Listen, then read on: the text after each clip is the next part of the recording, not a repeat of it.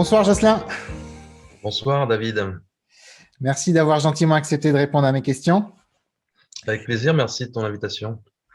Jocelyn Morrison, tu es journaliste scientifique, tu as travaillé longtemps dans le domaine de la santé, de la presse professionnelle, puis tu t'es orienté par intérêt personnel, je crois, vers des sujets qui touchent plus à la spiritualité et notamment aux phénomènes inexpliqués comme les états modifiés de conscience, les EMI, les expériences de mort imminente ou NDE en anglais.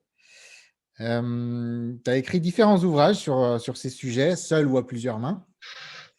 Je vais citer le tout dernier en date, qui est déjà disponible en version numérique depuis le 28 février, je crois. Et en version papier, il sort le 15 mars, si je ne me trompe pas, donc C'est semaine ça. prochaine. Le livre s'intitule Expérience hors du corps et c'est une véritable enquête journalistique où tu donnes la parole à de nombreux témoins ayant fait des expériences hors du corps qui ont eu un impact profond sur leur vie. C'est à peu près ça le pitch du C'est livre. le pitch, oui, oui. J'ai essayé de faire une enquête de type journalistique, donc un petit peu complète sur ce sujet-là, parce qu'on a beaucoup de livres de témoins qui nous racontent leurs expériences et la méthode un petit peu qu'ils en ont déduite, quoi, finalement, puisque chacun propose un peu sa méthode. Donc moi, j'ai voulu faire un peu un panorama, quoi, un peu aussi complet que possible Mhm. sur ce sujet qui me passionne depuis plus de 25 ans. Ouais. On aura l'occasion d'en parler dans la troisième question, mais Mhm. sinon, ouais, tu es aussi rédac chef de la revue Native. Tu me disais que tu étais en train de boucler un numéro là, que tu étais assez chargé en ce moment. Jocelyn, est-ce que tu vas ajouter quelque chose à ta présentation ou est-ce qu'on peut passer aux questions? Non, simplement on prononce Morisson, tout simplement à la française. Ah, désolé, c'est vrai que c'est tentant Ah, le je t'en Morrison, tu vois, prie. c'est tentant. Il n'y a pas de problème, j'ai l'habitude, mais c'est français depuis quelques générations déjà. C'est pas Jocelyn Morrison, mais c'est Non, Jocelyn Morrison. voilà, non, si possible, si possible, non. Autant pour moi.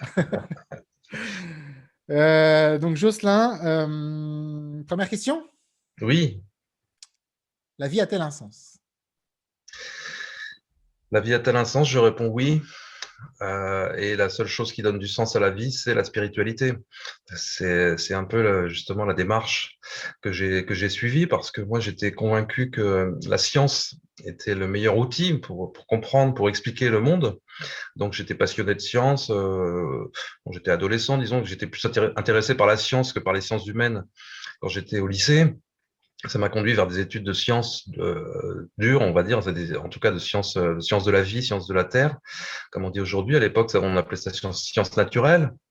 Donc, j'ai fait des études pour être prof de sciences nat, comme on disait. Donc, et puis, je me suis finalement un petit peu découragé devant la difficulté de passer les concours de prof et tout ça, les agrégations CAPES, parce que c'est des concours hyper difficiles. Et entre-temps, j'avais été appelé à faire le service militaire, si tu veux. Donc, je digresse. Hein. La vie a-t-elle un sens? Je Non, mais digresse je de pense la qu'on va y question. revenir. Mais voilà, j'ai commencé par penser que la science était le meilleur outil pour expliquer le monde. Et en même temps, quand j'ai commencé mes études de sciences, j'avais pas mal d'amis de lycée qui, eux, ont fait des études de philo. Donc, on avait des soirées intéressantes à rigoler aussi beaucoup, mais à discuter aussi sur leur façon à eux de comprendre le monde. Et je voyais bien qu'effectivement, la philosophie était aussi un outil fabuleux. Donc, parallèlement à mes études de sciences, j'ai lu pas mal de philosophie, en fait, quand j'étais étudiant. J'ai lu beaucoup de philosophie grâce à ces amis-là, notamment. Et voilà, j'en suis venu petit à petit à comprendre que c'était deux prismes différents qui nous permettaient de comprendre le monde différemment. Pardon, je te coupe juste. À ce moment-là, toi, tu avais un bagage religieux de par tes parents ou pas du tout Alors, très, très sommaire, hein, comme beaucoup de familles, j'avais fait le catéchisme Ouais, et jusqu'à ma première communion. ok. Mais ça s'est pas bien passé, on va dire. J'ai des souvenirs un peu étranges. Le catéchisme m'ennuyait beaucoup. Je trouvais que c'était très infantilisant, hein, même si j'étais un enfant, donc on nous parlait comme à des enfants, mais ça me convenait pas du tout. Et Ok. la première communion, ça s'est pas très bien passé. Il y a une réunion préparatoire où j'ai été jeté de l'église à coups de pied au cul par le curé, quoi. Je veux dire, il y a eu une forme de traumatisme qui s'est formé, je ne sais pas qu'est-ce que j'avais fait, je ne sais pas quelle attitude j'avais eue. Enfin bon, j'étais pas spécialement rebelle, mais j'étais pas non plus à gober tout ce qu'on me disait. Et voilà, donc j'ai rejeté tout ça à l'adolescence. Ouais. J'ai rejeté tout le bagage religieux, entre guillemets. Mais mes parents n'étaient pas pratiquants ni croyants, c'était plus une tradition Ouais. familiale. Voilà, c'était plus une tradition familiale de faire le catéchisme et la communion. Ça faisait partie de l'enseignement de base, disons. Et la Mais mort, à ce moment-là, tu n'y pensais pas encore? non, Adolescence, ça arrive. j'avais pas d'interrogation sur la mort vraiment, mais par contre, rétrospectivement, je me suis aperçu que dans l'enfance, j'avais vécu beaucoup d'expériences inexpliquées, en l'occurrence des états justement modifiés de conscience, des choses auxquelles je me suis intéressé après mes 30 ans, quoi, après avoir fait mes études de sciences et après avoir commencé à travailler comme journaliste scientifique dans la santé. Je me suis rendu compte que j'avais vécu dans l'enfance, il y a beaucoup de souvenirs qui sont revenus. Et en fait, il y a beaucoup de cohérence dans ce parcours-là, parce que c'est sûr que je faisais beaucoup de rêves lucides, des choses comme ça quand j'étais enfant, quelques épisodes aussi d'états d'expansion de conscience, comme on dit, état élargi de conscience aujourd'hui, on dirait. Je me suis intéressé à l'inexpliqué quand j'étais au collège, parce que j'avais fait un exposé sur le triangle des Bermudes, pour te dire. C'était assez incongru à l'époque, il y avait plein de gens qui s'en foutaient complètement. Moi, je trouvais ça fascinant. Et puis, en seconde, au lycée, j'avais fait un stage d'auto-hypnose aussi. D'accord. J'avais assisté à un spectacle d'hypnose. J'avais été hypnotisé. Je faisais partie des gens qui étaient hypnotisés dans la salle.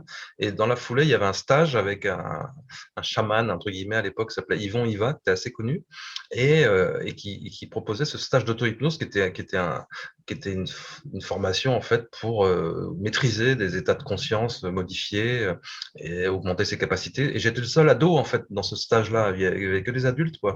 Donc, rétrospectivement, je me suis rendu compte, Il si y tu a veux, quand même des trucs, j'avais un quoi. intérêt, voilà, j'avais un intérêt pour tout ça. Donc la vie a un sens, oui, j'en suis convaincu, mais il y a que la spiritualité qui donne du sens à la vie, clairement, quelque chose qui procède d'une forme de transcendance, on va y revenir, mais la science et la philosophie ne suffisent pas non plus en elles-mêmes. Dans Ouais. la philosophie, il y a ce qu'on appelle la métaphysique, et la métaphysique, c'est là où effectivement on rejoint la spiritualité nécessairement et où on parle de la notion de divin, de transcendance, etc. Et pour moi, c'est là que réside la clé, effectivement, pour donner du sens à la vie. Bah, écoute, tu m'as fait une si belle transition vers la deuxième question que je ne peux pas, ne pas prendre la perche. La transcendance, on parle de transcendance. Deuxième question, Dieu pour toi, c'est? Ah, Dieu, pour moi, c'est avant tout un mot qui est très piégeux parce que effectivement, il a été utilisé par la plupart des grandes religions, donc monothéistes, hein, évidemment. On l'utilise aussi un peu dans les religions d'Orient, d'Extrême-Orient, d'Asie, d'Inde, etc.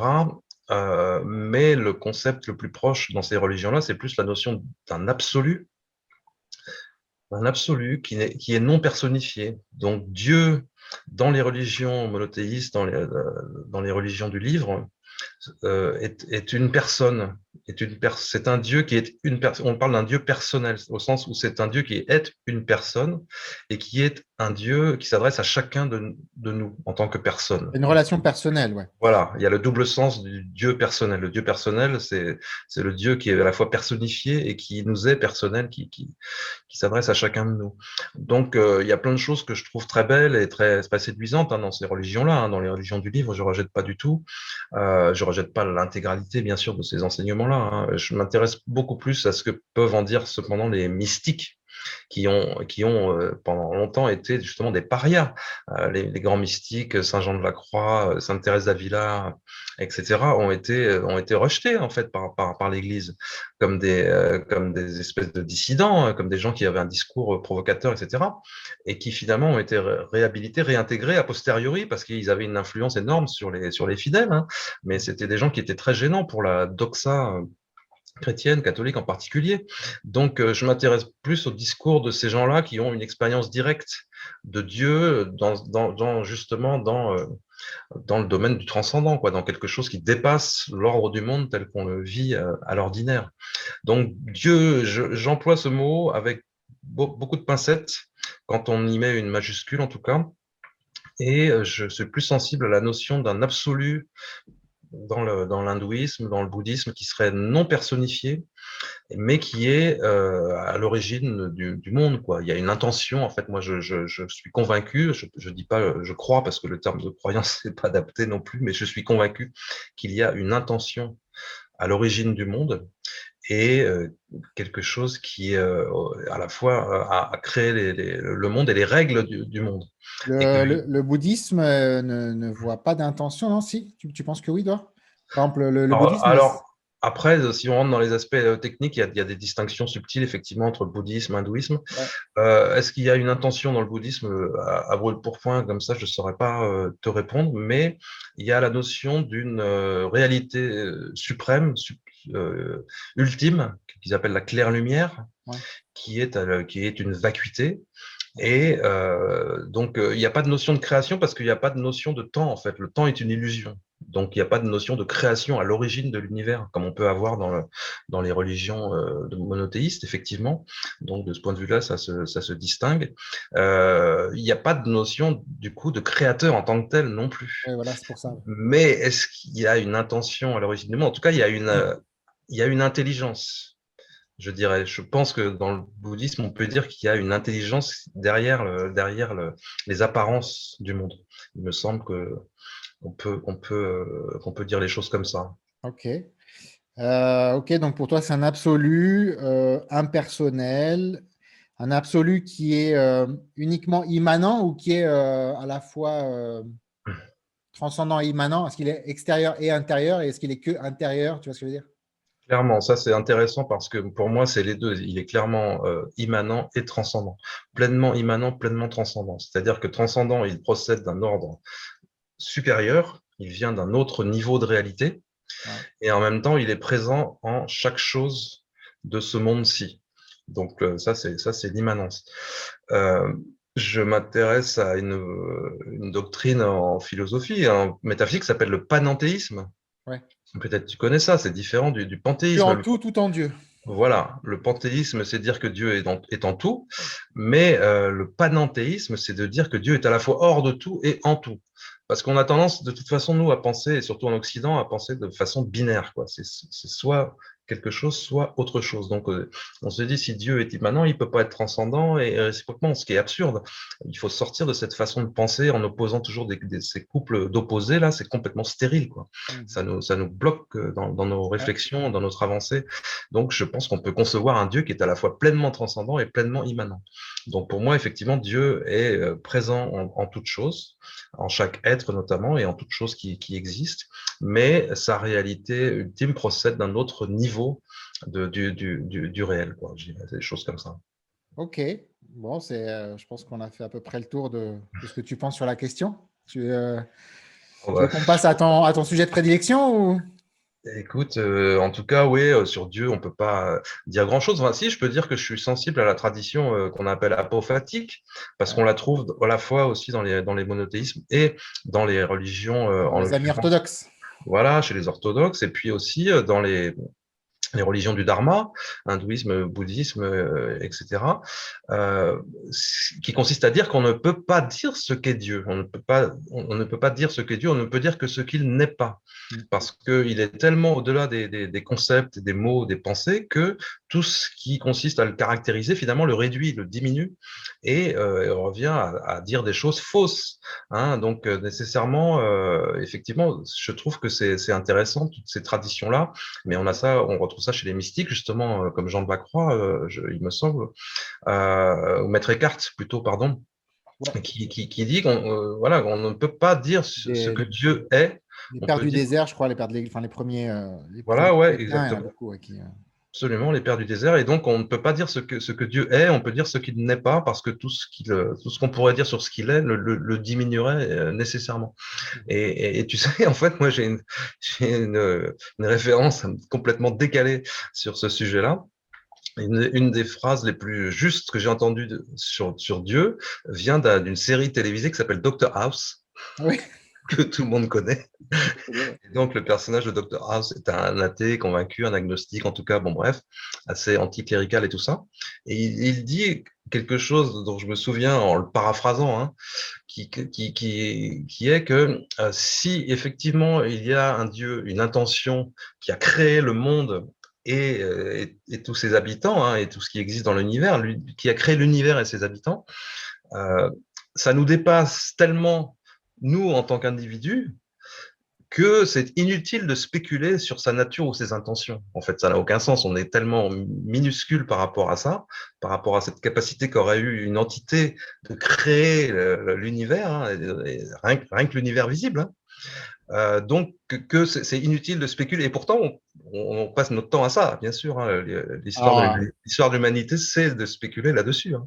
alors, Mais voilà, il y a une espèce de décalage complètement colossal entre ce que peut être l'entité Dieu et ce que nous pouvons en comprendre. Et en même temps, par l'intuition, par la vie intérieure, par l'introspection, la méditation, etc., des philosophes comme Schopenhauer et puis des mystiques et des sages indiens, etc., nous disent qu'on peut approcher cette vérité-là parce que, en fait, c'est ce qui nous constitue.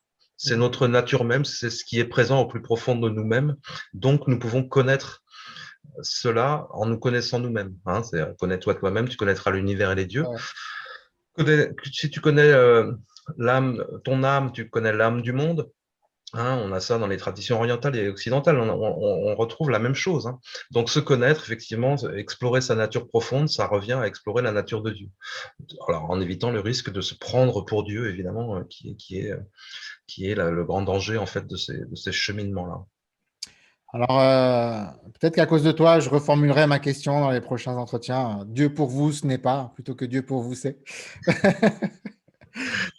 Euh, on va parler un peu plus de la personne, justement, de ton âme, de ce qu'elle est, ce qu'elle devient, tout ça.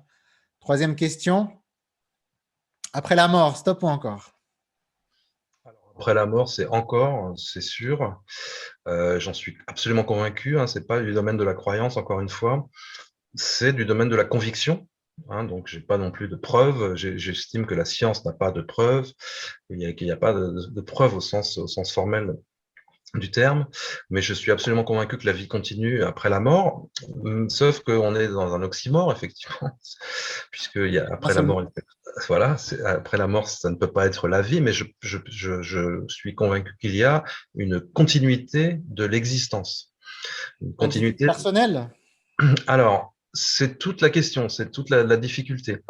Qu'est-ce qu'on garde de nous-mêmes de cette vie-là dans une après-vie, dans une éventuelle après-vie? C'est extrêmement compliqué de le déterminer parce que il y a des médiums qui nous disent que oui, ils sont capables de contacter tel ou tel défunt qui a gardé sa personnalité, qui a gardé ses liens avec tel ou tel proche, etc.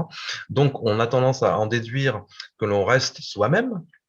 Et en même temps, Est-ce les que gens c'est qui font transitoire ou pas? voilà, ça peut être aussi transitoire, et en même temps, on est hors du temps, donc comment est-ce qu'on peut concevoir des choses qui changeraient dans le temps alors qu'on serait hors du temps? Enfin, ça devient très complexe, hein. Et puis, on intellectualise beaucoup les choses. Moi, j'essaie de simplifier au maximum, même si c'est difficile. Mais donc, je pense on rejoint son être profond qui est plus grand que ce qu'on est quand on est un individu incarné dans cette vie-là, hein. On le voit chez les témoins d'expériences de mort imminente, hein. La plupart, la grande majorité des témoins disent qu'ils avaient la sensation d'être beaucoup plus qu'eux-mêmes, finalement, beaucoup plus que ce qu'ils sont dans leur état, dans leur corps en tout cas, et qu'ils avaient la sensation de rentrer à la maison, de retrouver quelque chose qu'ils avaient toujours connu, qui était familier, etc. Donc ça semble être notre état naturel, entre guillemets, entre deux incarnations, on peut dire.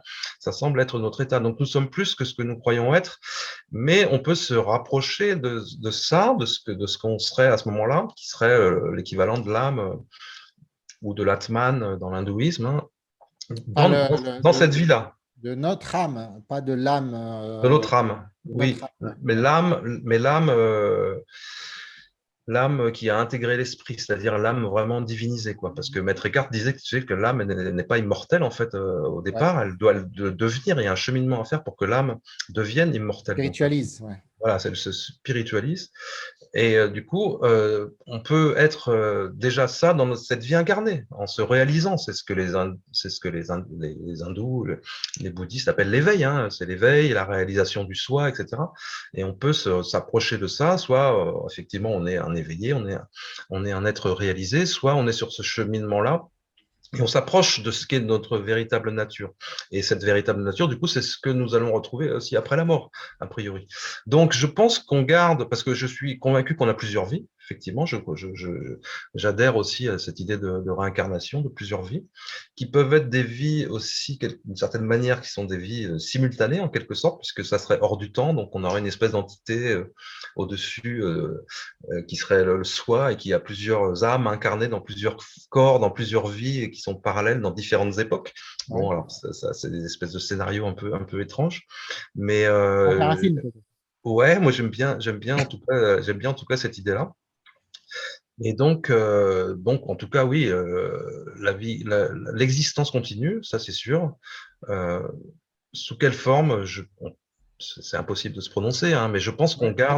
on garde des choses de soi, de chaque expérience de vie, parce que chaque expérience de vie, justement, nous a permis d'apprendre, nous a permis de progresser, nous a permis d'affronter un certain nombre d'épreuves, des épreuves que, soi-disant, on aurait d'ailleurs choisi d'affronter avant même de s'incarner. Hein. Donc, je suis pas spécialement choqué par cette idée-là non plus.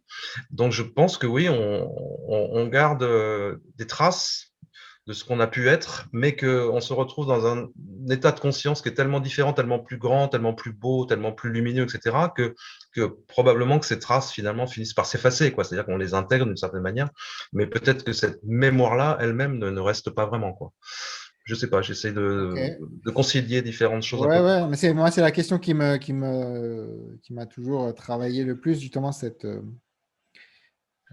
justement la différence entre une vision un peu orientale bouddhiste, on va dire, de fusion, de dissolution de soi-même, quelque part, pour aller dans le non-soi, dans le non, l'anatman, ou est-ce que c'est plutôt une union sans confusion qui serait plus proche des visions chrétiennes ou monothéistes voilà, d'une certaine permanence de l'individualité, d'une singularité. Euh, C'est donc, complexe et technique parce que déjà le bouddhisme et l'hindouisme entre eux sont pas d'accord. Hein. Dans le ouais, bouddhisme, tu n'as pas de notion de soi. Hein. Tu as pas ouais, l'atman n'est pas reconnu par le bouddhisme, en tout cas ouais, par ouais. les principales écoles, je crois. Hein. Donc déjà, le bouddhisme est réformateur par rapport à l'hindouisme là-dessus. Après, enfin, je peux comprendre, dans certains hindouismes, le soi n'est pas l'ultime. Enfin, il y a encore une étape au-dessus, quoi. Il y a l'Atman, mais il y a le Brahman qui est encore au-dessus. Donc, Ah bah, non, dans l'hindouisme traditionnel, si je puis dire, Atman est Brahman. C'est justement ouais, voilà.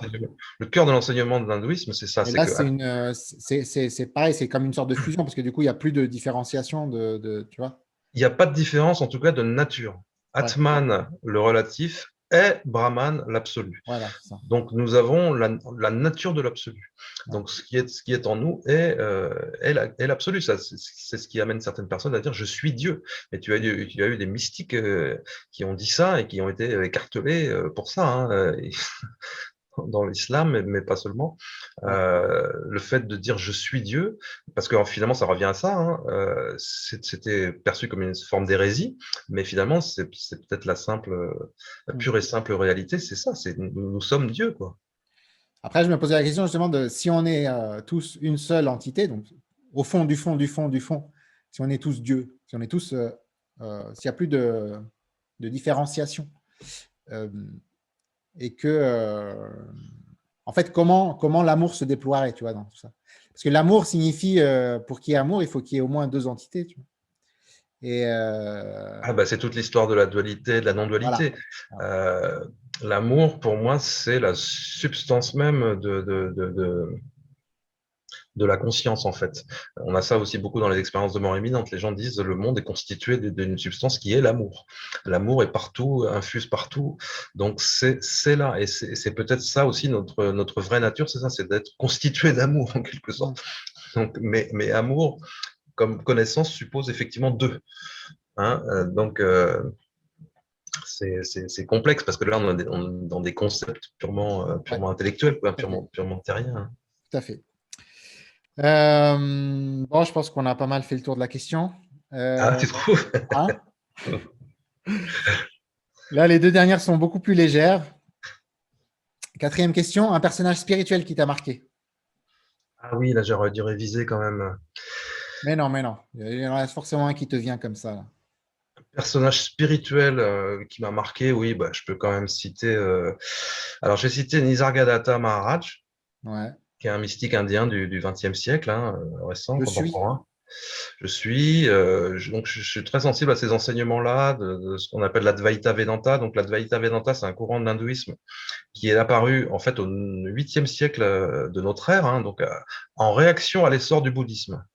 Hein, le bouddhisme commençait à se répandre en Inde et les sages indiens, les sages de l'hindouisme, ont voulu remettre sur le devant de la scène, on peut dire, les préceptes de l'hindouisme traditionnel qui venaient des Védas, etc. Donc, ces enseignements-là ont été revisités, hein. Il y a eu une espèce de relecture de ces enseignements-là, des Védas, donc, qui sont les textes fondateurs de l'hindouisme. Et est né ce courant qu'on appelle l'Advaita Vedanta, c'est-à-dire la philosophie de la non-dualité dans l'hindouisme. Et après, il y a eu des courants dans le bouddhisme aussi qui ont intégré ça, dans le shivaïsme du Cachemire, etc. Enfin, c'est très riche. Et je trouve que c'est un enseignement qui est très pur et en même temps très simple, très direct, mais aussi très piégeux, parce que justement, on est habitué à raisonner de manière intellectuelle, etc. Et on te dit dans ces enseignements-là, tu es déjà ce que tu cherches. Le fait même de chercher crée une distance entre toi et l'objet de ta recherche qui n'existe pas. Cette distance n'existe pas. Il n'y a pas de place entre toi et ce que tu cherches pour une voie, etc. C'est déjà là. Tu es Et tout déjà ça dans cela. un gros bouquin en plus. Et tout ça dans un gros bouquin. Il répète beaucoup hein, dans Nisargadatta Maharaj et comme Ramana Maharshi, hein, Ouais.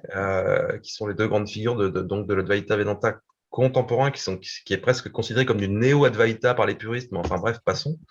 En tout cas, je trouve que c'est très beau, très simple, très riche, et il y a beaucoup de paradoxes à surmonter, et ça nous oblige justement à sortir de notre pensée un peu binaire, de la logique aristotélicienne, là, la logique du tiers exclu, et c'est très intéressant, je trouve, comme voie.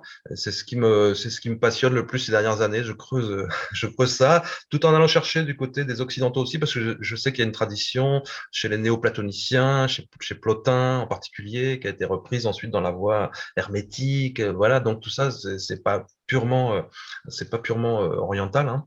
Mhm. On a ça aussi dans nos voies à nous, mais qui sont devenues des voies plutôt ésotériques.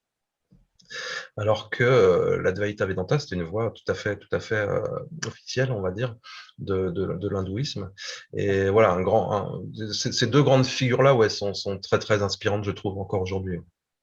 Ok, donc Ramana Maharshi, Nisargadatta Maharaj et voilà, Ramana Maharshi. absolument, ouais. Ok. Dernière question. Le livre et ou le film que tu Hmm. recommanderais à un ami en perte de sens? Alors, le livre, c'est assez simple parce que, enfin, je peux en citer plusieurs. Ouais, vas-y, vas-y. Vas-y. Mon livre de prédilection, c'est quand même les dialogues avec l'ange. Donc, Ok. tu vois, je reviens dans la tradition chrétienne en quelque sorte, parce que dialogue avec l'ange, c'est, comme tu le sais, une expérience qu'on appelle aujourd'hui une canalisation, en fait, qui est arrivée à 4 jeunes dans la Hongrie de la de la Seconde Guerre mondiale, pardon, dont 3 de ces jeunes étaient juifs et ont péri dans les camps. Mhm. Et la dernière personne, Gita Malas, a donc pu passer les carnets de notes qu'ils ont pris à l'époque de cette expérience pour que le livre soit publié dans les années 70. Et c'est un livre qui est magique hein, et qui a touché énormément de monde, notamment beaucoup d'artistes. Hein, ça a été traduit notamment par des musiciens, etc. Beaucoup d'artistes, ils sont très sensibles. Et les dialogues avec l'ange, c'est magique parce que tu lis ce livre-là et tu sens qu'il y a une espèce de vibration incroyable, il y a quelque chose qui sort de ça, qui est loin, loin, loin au-delà de ce qu'on peut lire dans les canalisations, les prétendues canalisations des channels contemporains. Alors, je ne veux pas jeter le discrédit sur tout le monde parce qu'il y a des choses intéressantes, il y a des belles choses, hein, il y a des beaux messages, mais c'est souvent un peu creux, ça tourne un peu en rond.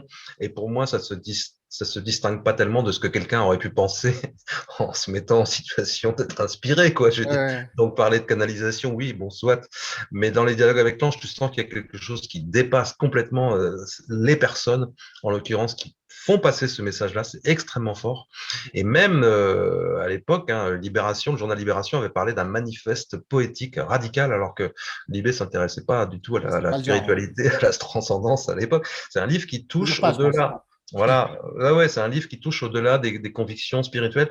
Après, c'est vrai qu'il y a quand même beaucoup de références à Jésus, aux anges, aux hiérarchies angéliques notamment, etc. Donc ça peut être déstabilisant pour plein de gens qui sont peut-être un peu bloqués par ça. Ouais. Mais le contexte d'écriture de ce livre, moi je l'ai découvert par Patrice Van Hersel, hein, qui est un ami journaliste, donc qui a écrit un livre qui présente les dialogues avec l'ange, ça s'appelle La Source Blanche. Mhm. Et ensuite, j'ai lu les dialogues eux-mêmes et j'étais fasciné, quoi. Et je le suis toujours. Je continue à le relire régulièrement. Je suis dans un groupe qui passe sans arrêt des extraits. Je trouve ça fascinant. Mhm. Alors ça, c'est un livre que je recommande à ceux dont je ressens qu'ils ont quelque part l'envie, pas forcément la capacité, mais ouais, Porte d'entrée, quoi. l'envie d'y plonger, parce que c'est exigeant d'une certaine manière aussi, ça peut être exigeant et déstabilisant.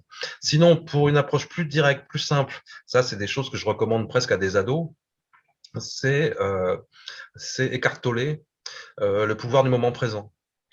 Parce que là, c'est un best-seller du New Age, on peut dire, mais, mais si ça touche autant de gens, c'est qu'il y a du sens aussi pour moi dans cette parole-là. Pouvoir du moment présent, c'est un peu l'Advaita Vedanta pour les nuls. C'est vrai. Je vais choquer les fans d'Eckhart Tolle.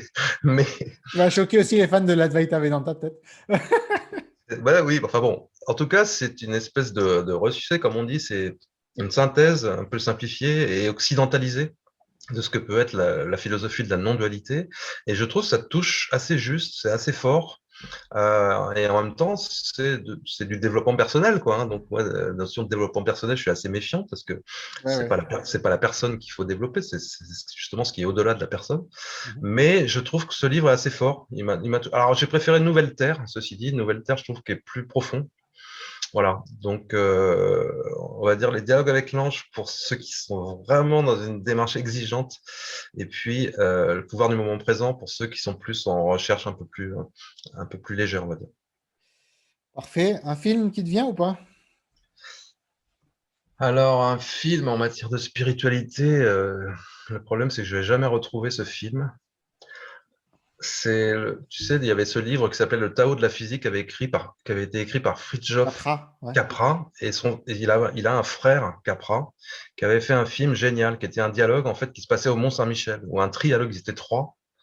Et alors là, il va falloir rechercher, il y a Euh, Sam Waterston dans ce film-là, et ce film-là était assez Ah, génial. Mindwalk. Ouais, exactement, bravo. Tu as été plus rapide que moi, David, Ah, c'est c'est super. Google, là, tu sais, Google. Alors, Mindwalk, ça, c'est fabuleux. C'est trois personnages de mémoire, hein, je ne l'ai pas revu depuis très longtemps. Je Trois, connais pas pers- du tout. trois personnages qui dialoguent et qui sont sur le site du Mont-Saint-Michel et qui en même temps arpentent le Mont-Saint-Michel, qui en D'accord. lui-même est un lieu complètement magique, etc. Hein. Mindwalk de Capra. Alors, c'est comment son prénom à Capra? C'est Bernd Amadeus Capra. C'est ça. Attends,